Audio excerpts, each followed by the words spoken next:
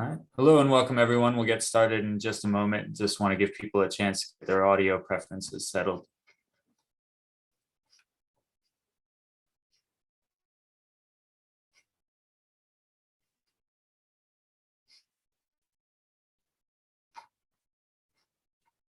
All right. So I'll make sure that I type this out for people that are joining a little bit later, and Matt will also be covering it a little bit in his introduction. But I just want to cover a few of the technical things about this platform in case you've never used Zoom Webinar before. The cameras and microphones are going to be disabled for you, so you don't have to worry about interrupting us, but that does mean you're limited to text options for interaction. So if you want to chat or discuss with other attendees or with the host and panelists, the chat area is a great way to do that.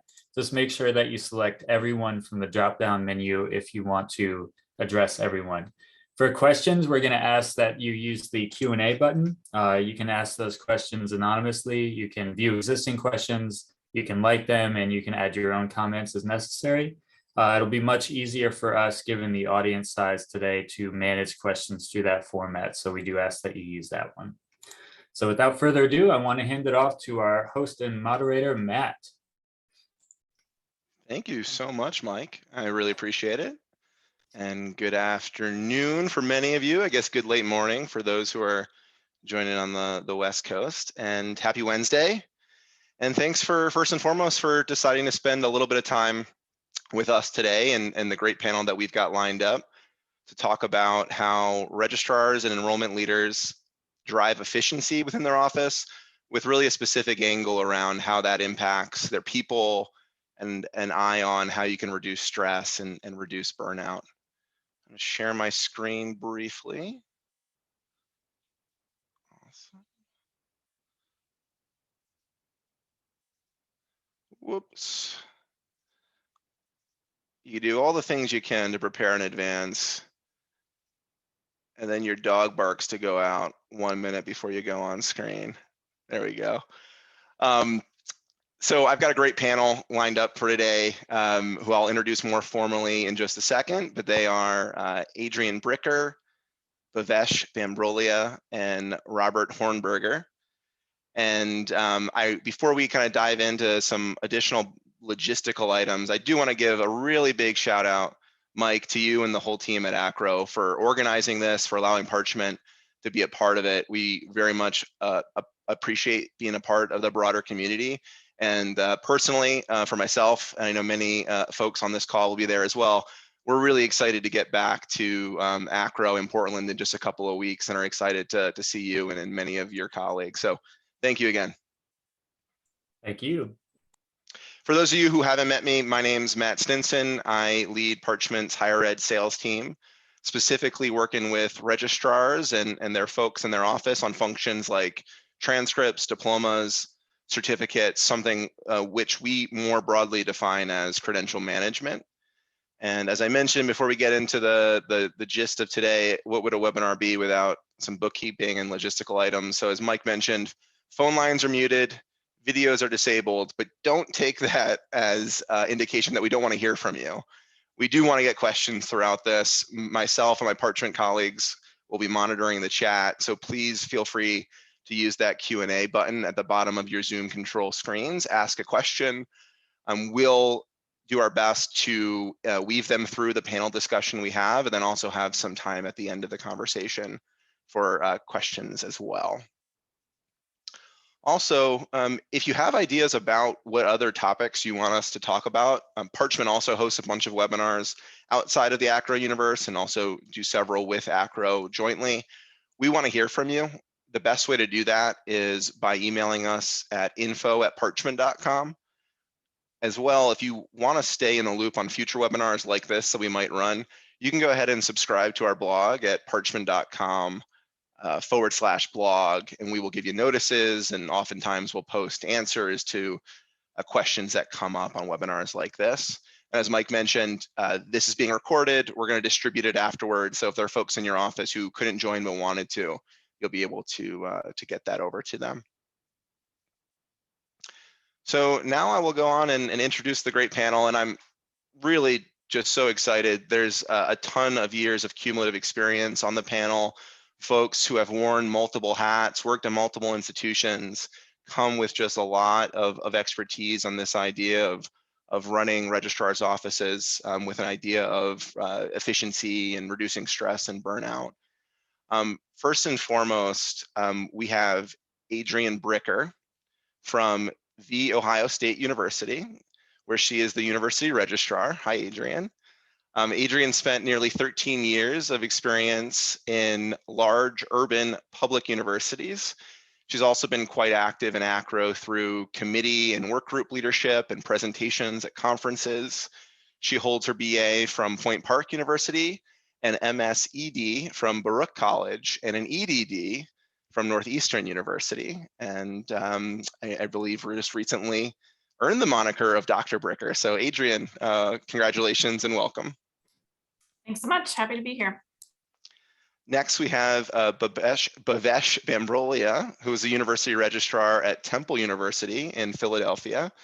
He has served in that role since 2013.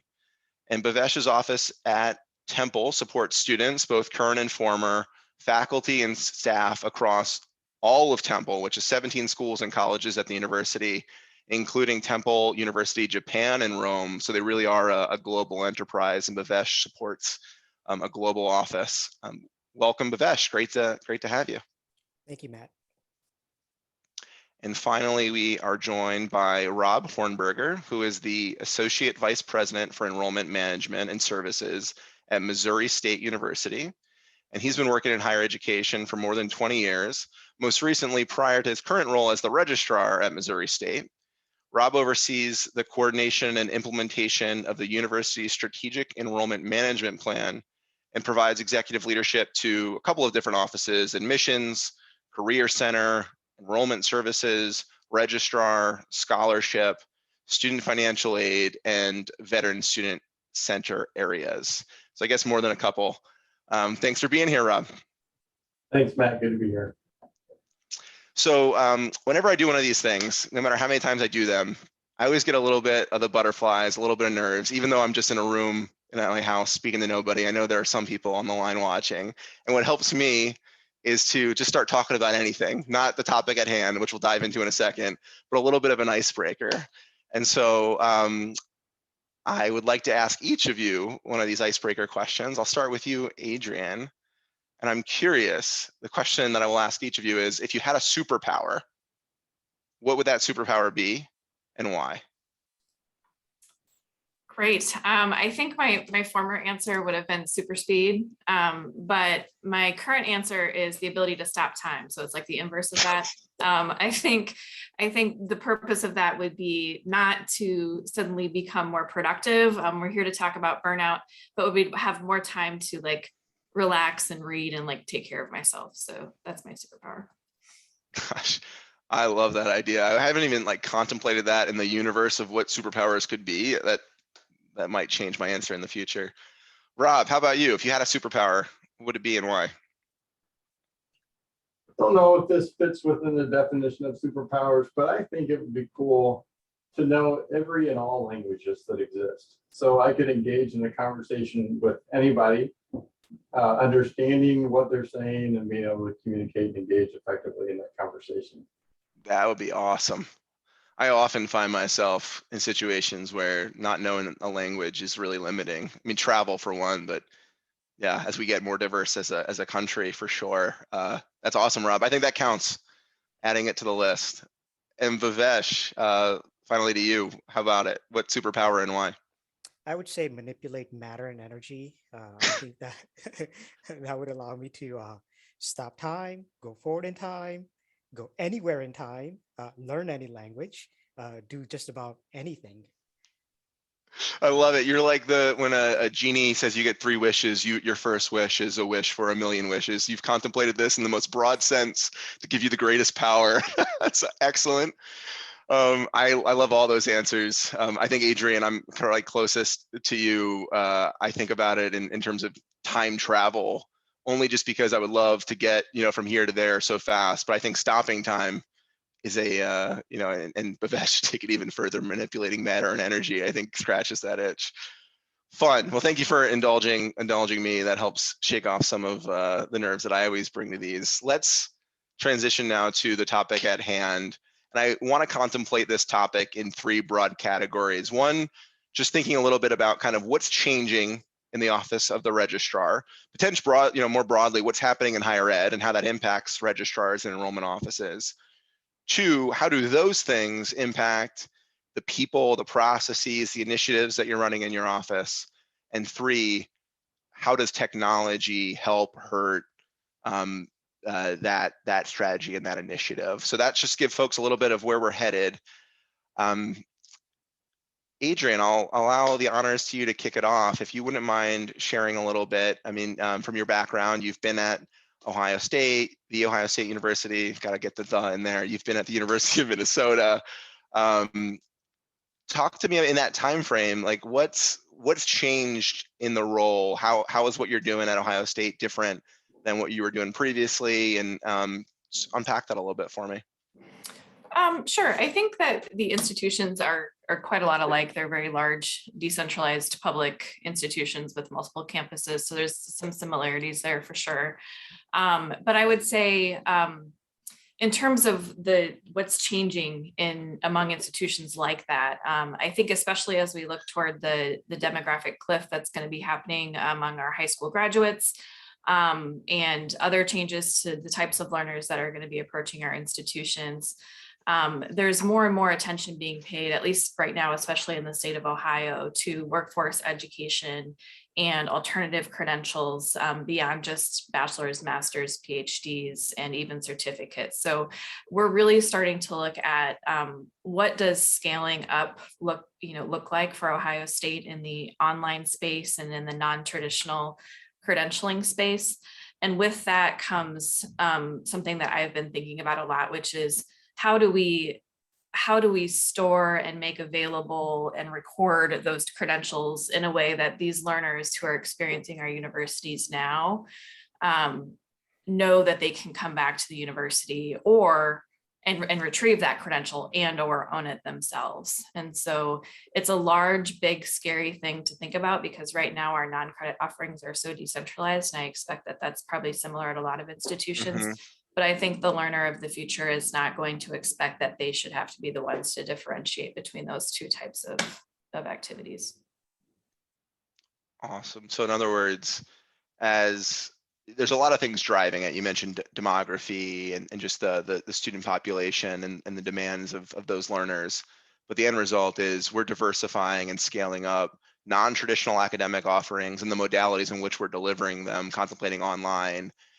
Traditionally, that has been thought of as a decentralized exercise. The adult ed would pop up over here and online over here.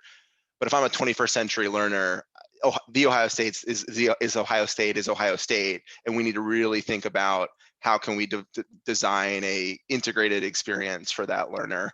And that's scary because it's different, and it also probably is scary because it falls a lot on the registrar as the kind of the custodian of those records, but that's one of those things that we really need to contemplate as a group. Right, and the resource needs that come along with that, but I think we'll touch on that later, probably. Rob, I'll ask, you don't need to build on what Adrienne's shared there. I'm curious to kind of start with just, let's talk about what are those trends, right? So we talked about demographics, we talked about non-traditional and online. What as you look at Rob, and I think specifically for you, given that you've transitioned from a registrar to now an AVP overseeing multiple offices, what are the things that are on your radar in terms of our big changing things in your world? Yeah, well, and before getting into that, just to kind of tack one thing on to what Adrienne shared, I think one of the other challenges for a registrar in what she has described is that there's registrars have been kind of functional systems leaders for years, the functional side of all the student information systems, kind of leading that. And in the past, historically, registrars have led kind of a very systematic process. These processes have to take place every semester at this time of the semester. But what's happening is there's a much greater need for customization now, which is a challenge for registrars who rely on systems and being systematic. But as so much of a high percentage of what we're asked to do now is to try to work outside of what's systematic.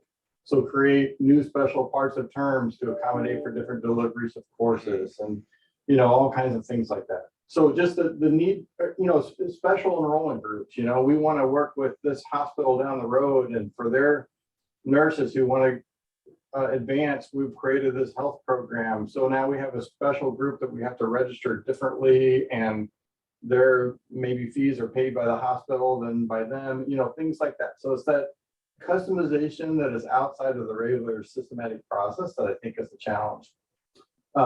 Just one of the challenges, but I just thought of that. It kind of resonated when Adrienne shared that.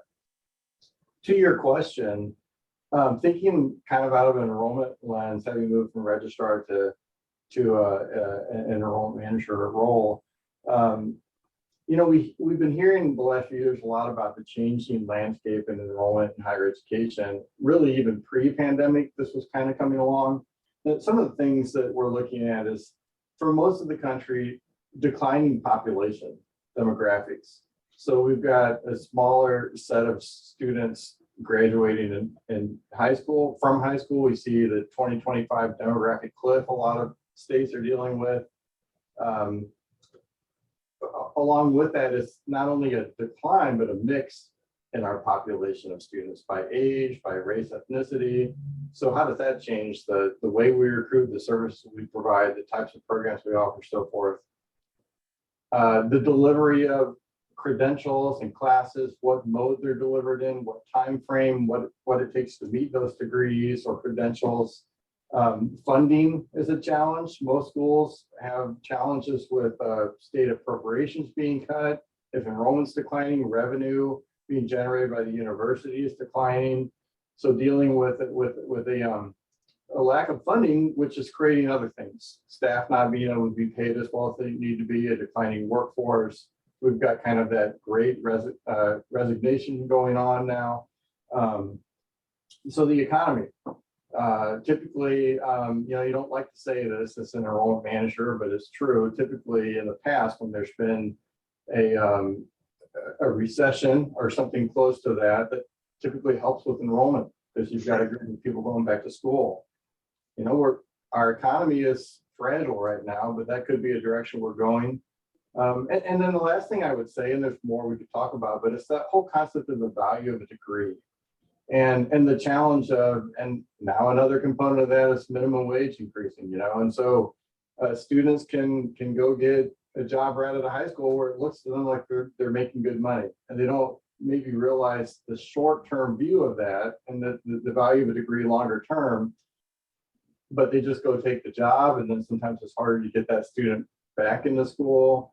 But so it's kind of like there's a competition between higher education and the value of just getting a job straight out of school. So those are some of the challenges, but you can see how they trickle down and can affect those people working in higher education, specifically in a registrar's office, and certainly for burnout. Yeah, you said a lot there, and there's good stuff. One of the things that resonated the most with me is that idea of justifying to learners the unique value of a higher ed degree still.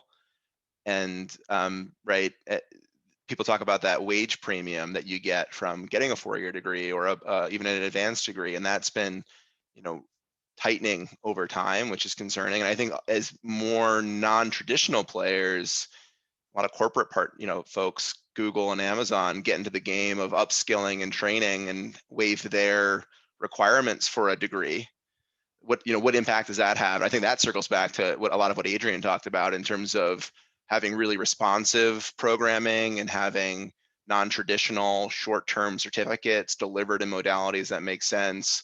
And then that presents a whole other bunch of records management challenges. But I'm rambling. Bhavesh, would love from your perspective too, anything to add to the big challenges that Adrienne and Rob outlined, or any of the things that they said particularly resonate with you? Both Adrienne and Rob kind of explained it really well about the issues and where the registrar's office fits. But just to summarize, it is balancing the anticipated changes at an institutional level or institutional priorities while keeping up with what we need to do on a day-to-day basis. And second issues largely has to do with how well is technology integrated into our day-to-day operation relative to, are we using technology efficiently or effectively versus are we just throwing people at a problem where the throwing people at a problem is a scarcity and in some cases far more costly than integrating technology. Yeah, I think that kind of goes back to Rob, what you talked about, customization outside of what's systematized and these exceptions, right? As the broader enrollment strategy relies more on a unique program here and a unique program here, and to the extent that those drive breaks in the existing system, how are you solving them, to Bhavesh's point, right? Is it just let's get people on it, or are we slowing down, thinking about what scales? That's an interesting challenge. And I'm curious, Rob, I go to you on this, given that you've now both had to convince someone in your role for money, for people, for technology, and now are probably getting those requests from Angela and her office and the registrar as well as others. What are some things that are unique to the registrar's office when kind of navigating the internal politics of an institution that maybe other offices don't have to reckon with? That's a good question. And I will say, you never stop having to ask and go up the line, right? So some things I've learned, but well, you know, I think that the registrar's office, you know, like I mentioned before, that they've had this historical role of kind of being the leader on campus as far as systems, especially student information systems. Now that's evolving and changing because as technology increases, more and more offices hear about a product, a software that they can use for their particular office, and they're not necessarily prepared to evaluate software and know how it integrates with the student information system. By the way, that becomes an extra challenge for the registrar's office. But I think their unique role in partnerships across campus. So one is through what I was just mentioning through technology, in that they kind of have this unique role of understanding systems better than most offices on campus, especially student information systems and the data behind it and how they integrate with other systems, and that unique role with the IT area of the campus. And so sometimes when software or student information systems are needed, it's really got to be a partnership with other areas to help fund it, help implement it. But sometimes it's hard to advocate and make a case for that when they're the ones that understand and see it. The other offices who need to be involved, who either need to help contribute with time or money, whatever it may be, don't see it. So there's a lot of kind of effort in finessing that and advocating for that. Other partnerships are that typically a registrar's office has to work strongly with the academic side. Sometimes the registrar's office is in academic affairs under the provost. Sometimes here at Missouri State, for instance, they're in student affairs, but we have a strong partnership with working with the provost side. But I've always kind of described it to people as kind of like law and order. That, you know, the provost side creates the law, right? It's not the registrar's office that steps in and decides curriculum and academic policies. It's the academic side, faculty, senate, provost, so forth. But then it falls on the registrar to enforce by nature a lot of those policies. And so there's got to be a strong partnership.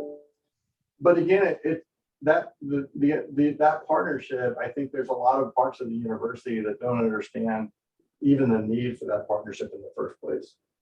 So in a role of advocating, whether you're a registrar and advocating for your office, or you're in my role and you're helping try to respond to those requests for advocacy and taking that even further, I think understanding the uniqueness of those partnerships across campus and how vital they are for really the existence of the university is a challenge, but also an important role to be playing. Yeah, it seems to me, as someone who's worked alongside registrars for a decade now, but cannot claim to have done the job, and I would be miserable at it because there's just way too many balls in the air for someone with my lack of attention to detail to manage. I really, really admire that strength in a lot of registrars. given what you said, Rob, like the registrar is often like the nexus of a lot of things happening on campus, right? There's the academic side, there's IT, all of that often revolves around student data. And the person who knows kind of the systems the best and how it interoperates is often the registrar. So I kind of get the sense, and I'm curious, Adrienne, if kind of your experience would support this or refute it. It seems to me like what the registrar actually does, and this was partially a question from the audience, is a lot more than what might, a VP or an adjacent colleague might be aware of, because so many things end up kind of falling through and requiring some support from the registrar. So to you, Adrienne, like, is that true? Does that make sense? And then like, how do you go about communicating to other stakeholders the true workload of the registrar's office? Yeah, that's such a great question, and it really resonates with me for some of the work that we're doing in my office right now. We're engaging on a strategic planning process that involves many key stakeholders on our steering committee from across the campus, many who have a vested interest in one or two of the functions of our office, but probably truly do not realize the amount of other things that happen in the office besides just those one or two things that they care about. We've done large surveys recently of our stakeholders, so people like advisors, our colleagues in Buckeye Link, which is our one-stop shop, our athletics compliance colleagues, and on and on and on. And then we've also done some external interviews with other registrars across the country that we really respect. So to try to understand what they're doing and bring that knowledge back to our steering committee, who understandably aren't as familiar with our profession and what all it entails. And I think we're going to come out with a plan that establishes a variety of priorities and is also going to end up making it very clear to campus that we aren't resourced for those priorities. And I'm not afraid of that. I think this is a promising way to help the campus understand what our vision is and what we could be doing to support, but also articulate very clearly the limitations that we have. And then going back to Rob's point, as far as advocating for resources, something that I've found success in over the last couple of years is making sure to, Rob referred to them as partnerships. I'd go so far as to say allies, and to say, if I have to say no to you, can you help me advocate for why my team being able to provide this service would help you? And because at a certain point, I'm a broken record going up to my supervisor and asking for things. But if they start hearing it from peers and colleagues, I don't think that's such a bad thing at all. And part of being able to do that successfully and being able to say to your peers, no, I can't do that right now because of resource constraints, is still staying current in the field and what kinds of things you really care about and would like to do. And part for me, part of that is scaling our micro-credentials program and our non-credit space and all of that, and remaining very engaged in those conversations on campus so that people will see me as a leader in that conversation and not be afraid to give the resources when they do become available. Because if I'm just sitting here saying no all the time, nobody's going to think of the registrar's office as the place where that should actually live at the end of the day. So even though I'm not equipped to take on that work right now, if I act like I don't know or don't care or don't want to know about it, then there's no hope. It might end up getting dumped on me anyway without an understanding of the resources that are needed. So I think it's kind of really taking care to play the long game in that way. I saw the question in the chat, how do we communicate all of the actual things that we do every day? Don't be afraid to have your team start. This is going to sound ridiculous, but take a couple weeks and time what they're doing and really get through like what are the transactions that they're doing, and to Bhavesh's point, is there technology that could be used to do that more sustainably? And I would also argue that putting together some kind of end of year report, even if it's just a one-pager that you can share with colleagues throughout the campus, is also really impactful to show people what you've been able to do. We did that for the first time during the pandemic year, and the staff at first grumbled about having to do the extra work, but then we're able to share that document as a point of pride for all the things that we did together during that time. Well said. I think what you hit on there at the end, Adrienne, around things you can do as a registrar to make sure others really well understand all of the things that your staff is handling. It makes sense, but I think probably what a lot of people would say is, oh, well, then I got to stop doing my day job, right? And it's like this thing above and beyond. And I think regardless of the field you're in, there are those things where you can continue to. If you're a leader, you signed up to, that's your job. So that's how I see it. Yeah. And I think like it can often feel like you're treading water, right? When new things come in and you're just like, oh my gosh, head above, keep my chin above water. And then it's in those moments where if you could kind of like step aside, drown a little bit on some other things, take care of these things that don't seem to have immediate impact, but will socialize and kind of their longer term investments. It's just that discrepancy between kind of what right now and what's the lag of that impact is hard for some folks, I think, to reckon with. And I think uniquely so in the registrar's office, just given that so many things flow through your doors. Someone said in the channel, I think it's Jennifer said, if all's going smoothly and well, it seems the registrar's office is not really on anyone's radar. It's often only when something goes amiss that we get attention. I've said before, a colleague of mine calls registrars the place kicker of the institution. No one is patting people on the back for hitting an extra point after extra point, extra point. But when you miss the game-winning field goal, people are like, you're on the front page of the newspaper, right? And I think there's some similar analogies to the registrar's office. And I think that then makes it really difficult to lead people in the registrar's office because of this environment. And I'm curious, Bhavesh, kind of given all these complexities of being overworked, of having new projects flowing through, of maybe not being well understood, how you approach managing that at Temple and how that impacts how you lead people.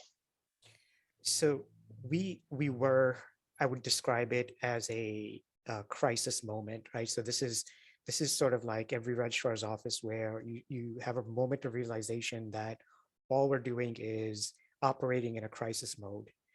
And on that note, when we realized that, we started a core group together. This is back in 2014.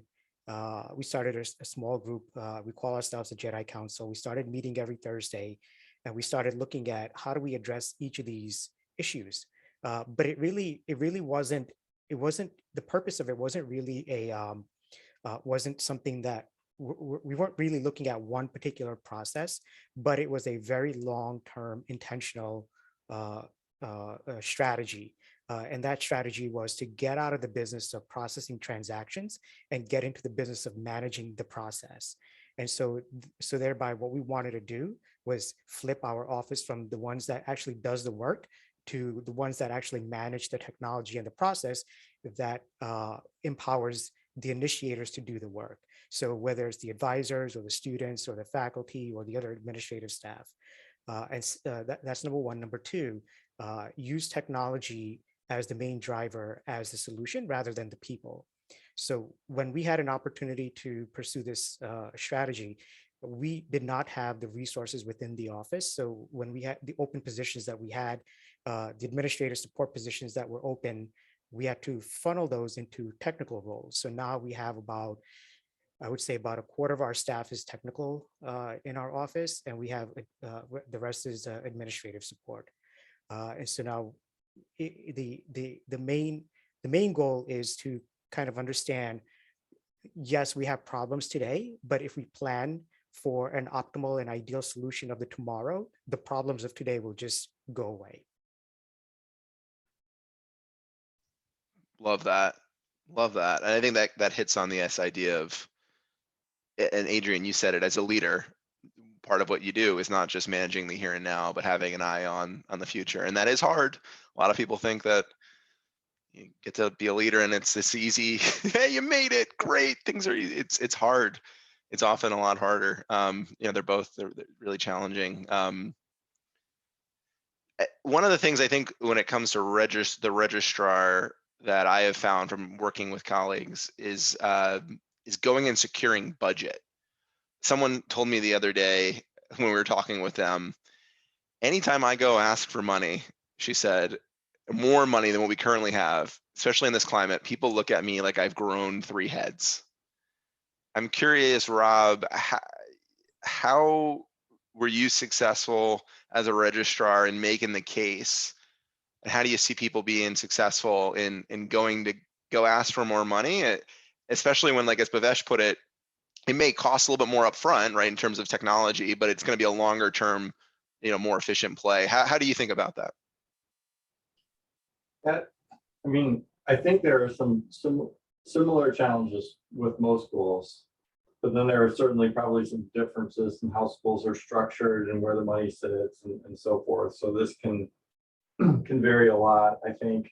But here at Missouri State as an example, budgets at the kind of operational office level, a registrar's office, financial aid, whatever, they are just set every year and don't change. And so, one of the challenges when you're a registrar and you go to ACRO and you meet with vendors and there's all kinds of good products out there, is you feel like, what am I supposed to do with this? I don't have a budget with money at the discretion to go, oh yeah, that would be great. So it immediately becomes oh, I have a big challenge ahead of me. I gotta find, this is important enough to put a big effort into getting the funding, getting the support.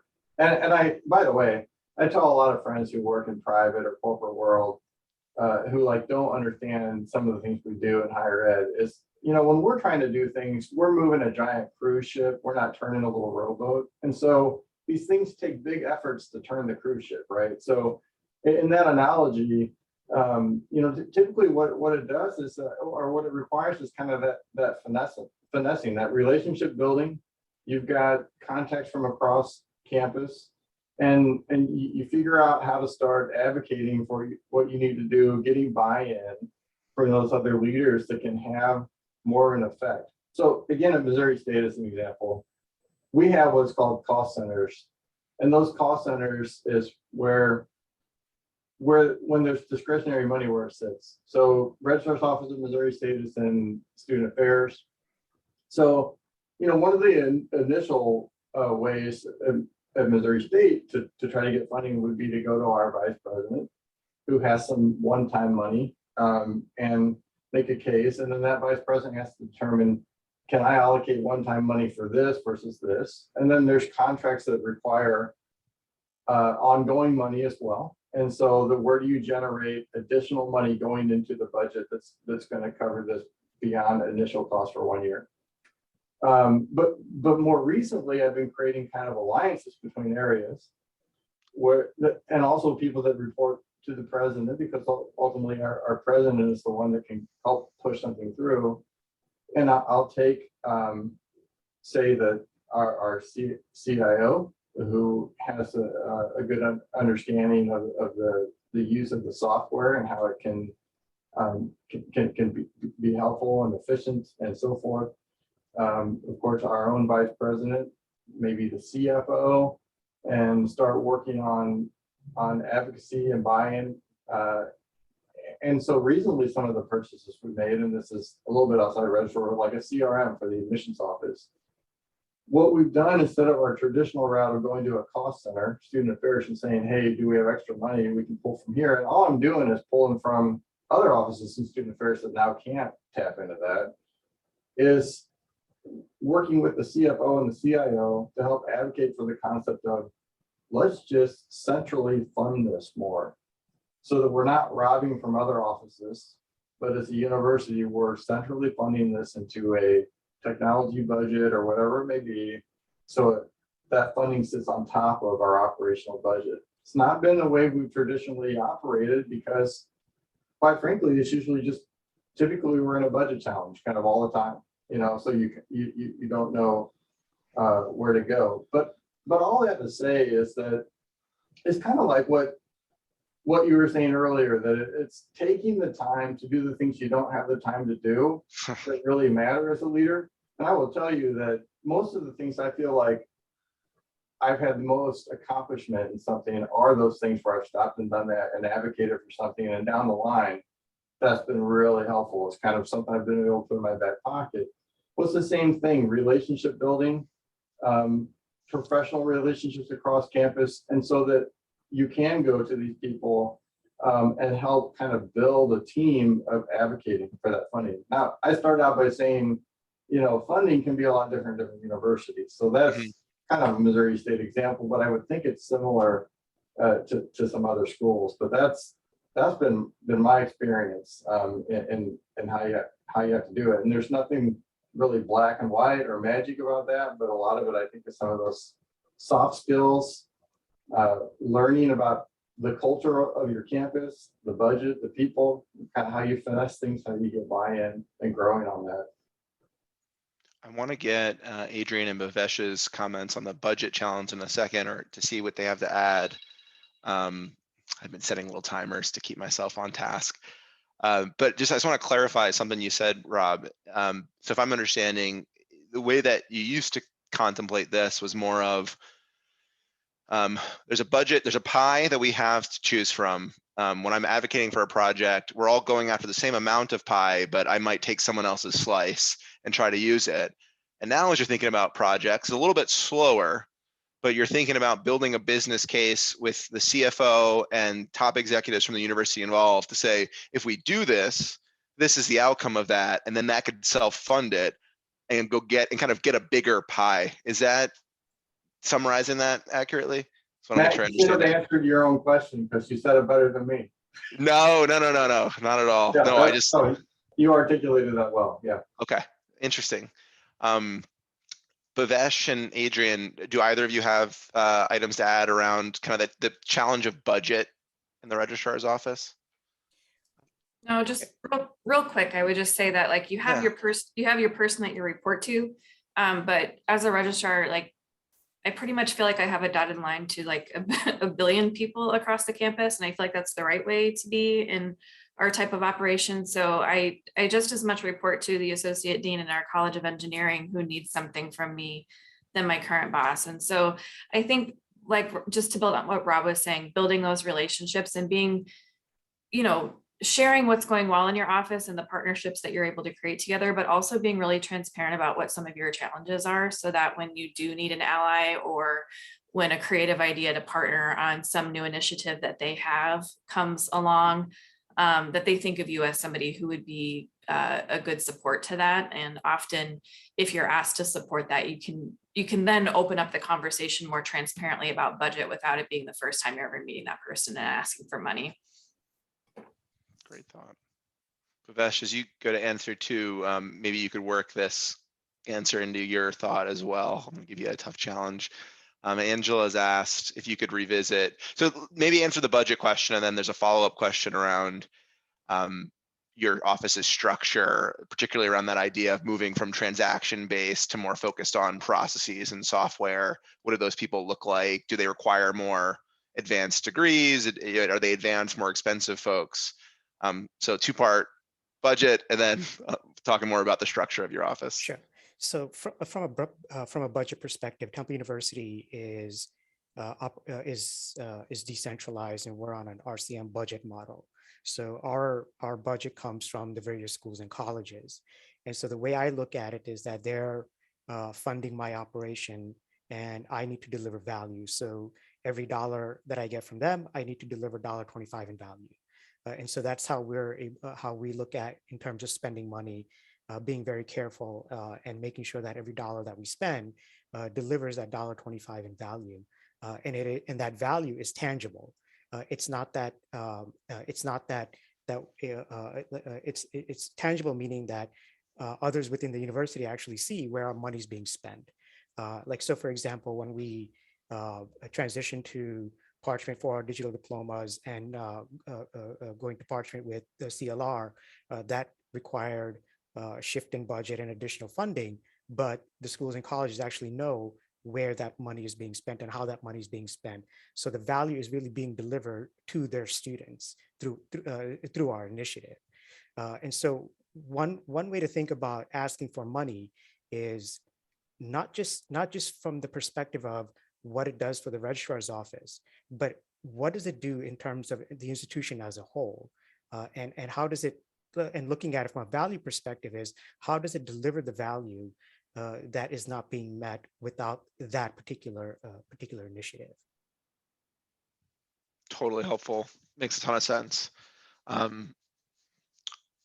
As you think about, I think you said it very early on, Bhavesh, that how are you handling this problem? Are you throwing more people at it, or are you thinking about technology that can help support it?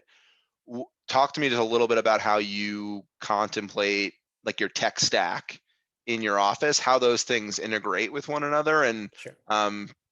any kind of good lessons for folks who are thinking about their technology in their own office. Sure. So within the registrar's office, we do manage our own technology in addition to at the institution level within central ITS, the ERP, like such as Banner. We have 3 servers, we have database, we have our own custom applications that we develop within our TU portal environment. We have Salesforce, which we use very heavily for customer service and other uses. And then the entire Parchment platform that has given us tremendous value in our day-to-day operation. So starting with transactions. So as a registrar's office, we are responsible for performing certain transactions. So now if we think about how do we perform those transactions, right? So there are steps that we take, there's systems that we interact with, there's data that we look at, there's data that we look at to synthesize a decision. So we started to think about that in transforming those into self-service applications, targeting and architected towards who the initiators are. So if it's an advisor who wants to submit a change of program request, instead of us processing it, we look at what is the decision that has to be made in order to process it from a human perspective, and then build that into a self-service application. So from that, using that as an example, we're managing the process, which is the process to change a student's program, which is a portal application, rather than the transaction of changing the student's program. Similarly, same thing with everything, like with the student service or any other operation. It's evaluating what is the pathway and what is the data that we use for initiating that transaction and converting that into a system process. So the short answer is using technology as the first source of solution, and then the person or the people within the office are there to support and help address any issues that are the outliers. Adrienne, I saw you shaking your head, and you posted a comment too. What are you thinking? I'm just always shaking my head when Bhavesh is talking, so nothing in particular. Just a normal response. Normal response, yeah. Can you unpack? Oh, go ahead, Bhavesh. Yeah, I just to add, right? So we always talk about the idea or the concept of efficiency, right? So we also were thinking about, use the word efficiency.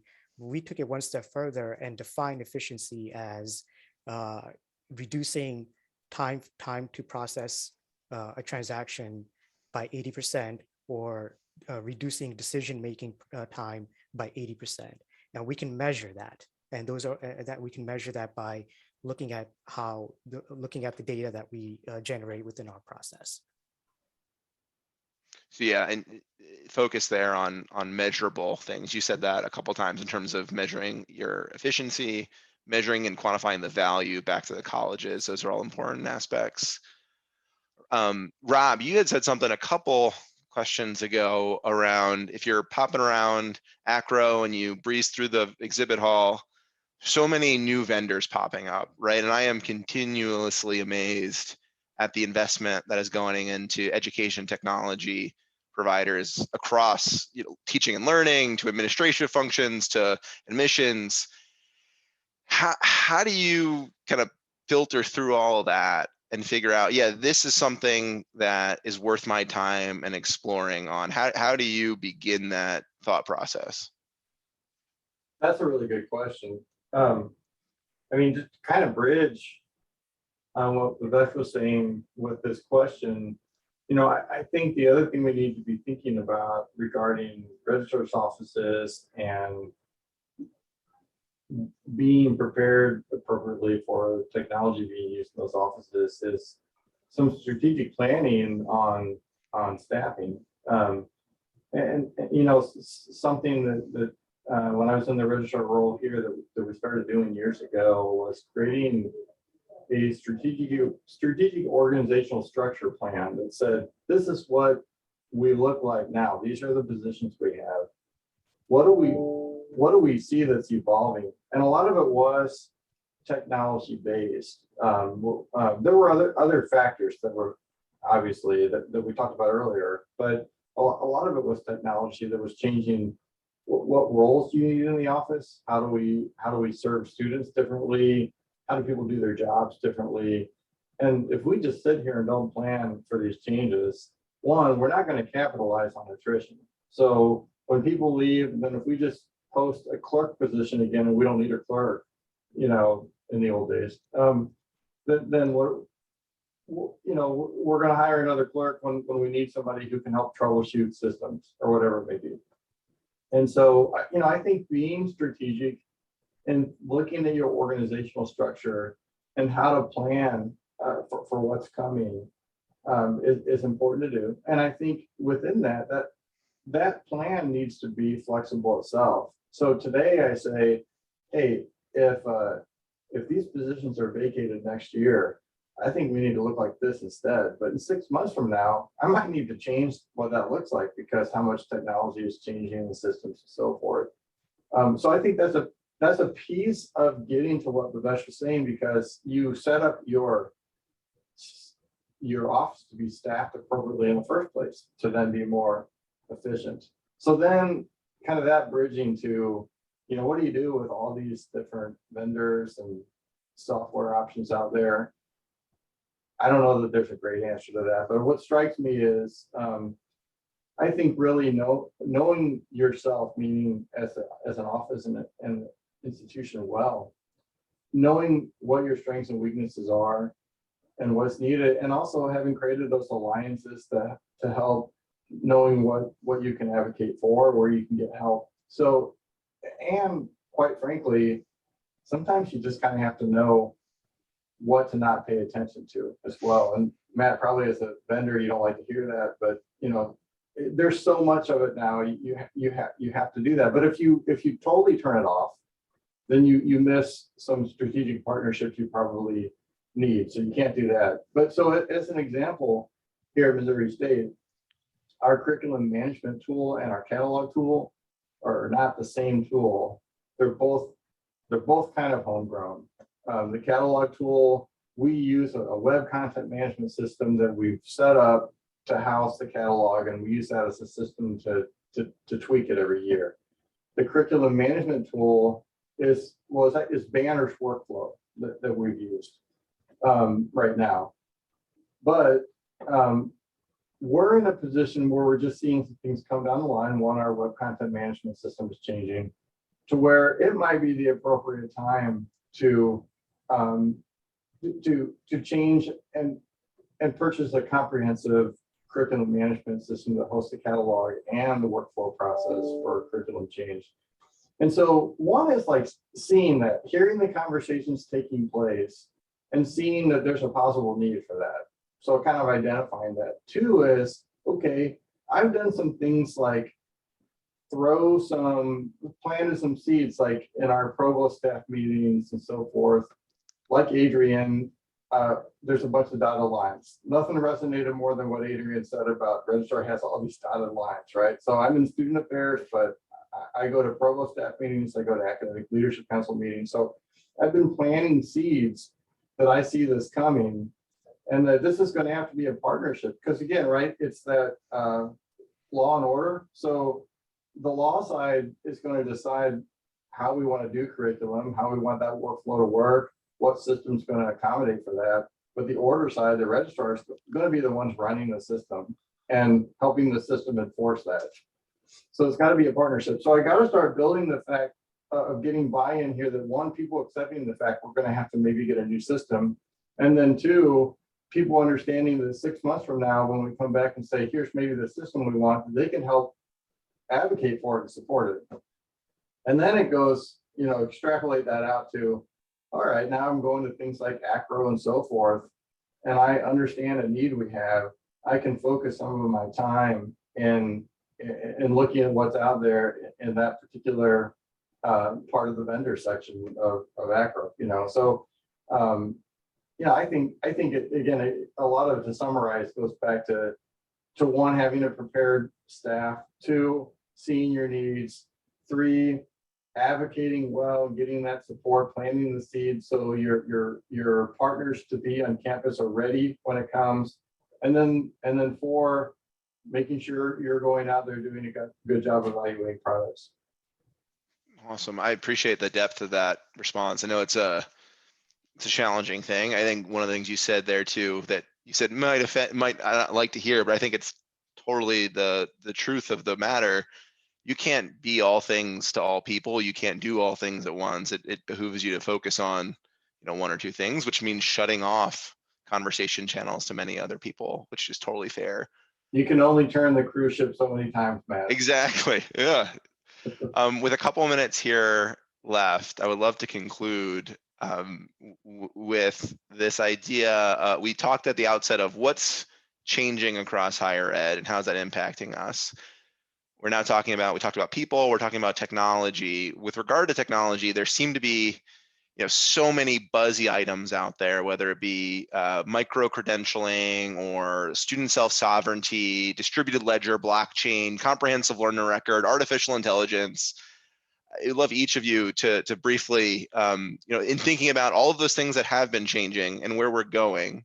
Adrienne, starting with you, which of those technologies do you think will have the biggest impact on the future of our world, and why? And again, briefly, just because we have 4 minutes, I'm sorry. It's a deep question.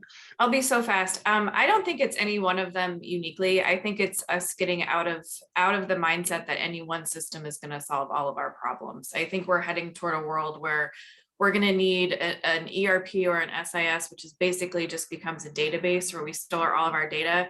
And that's our platform. And we're probably going to the cloud in that realm as well, which could be a whole other thing. But then all of the best of breed stuff just has to sit on top of it. So the best degree audit tool you can find, the best registration system you can find, the best credentialing platform you can find. And I think we have to start focusing more on integrations as registrars, with making all of those things work together, rather than assuming we're going to find the golden silver bullet for everything. Interoperability is key. How about you, Bhavesh? Which of those or something else do you think will have the biggest staying power and biggest impact, and why? I think the CLR and AI will play a major role. With the CLR, we now have a formal and a standard way of communicating a comprehensive student experience beyond just a transcript. And then second, with AI and use of data in general, it still remains nascent in the registrar space, but there's plenty of potential that remains untapped, like, for example, using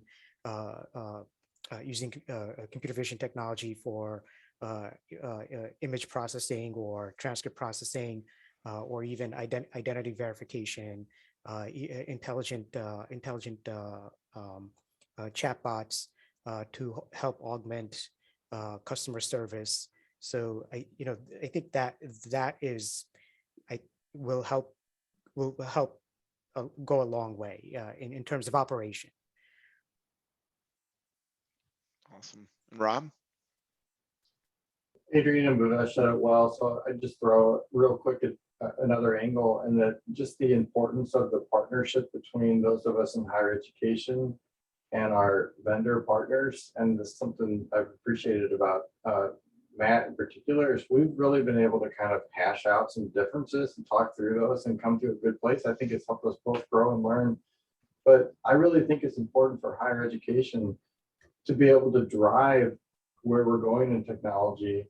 And those partnerships are important then for vendors to understand where we're driving, because otherwise they're guessing and they start driving, right? And I think the best partnership is bringing in both perspectives to where no one's necessarily driving by themselves, but that higher education is seeing where our needs are.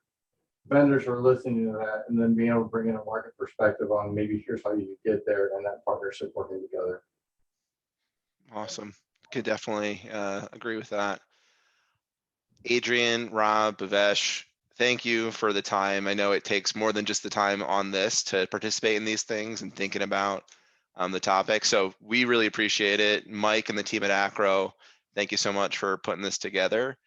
Hopefully it was a good use of folks' time. And for folks who are traveling to Portland in a couple of weeks, very excited to see some folks and get some great content and learning out at Acro National.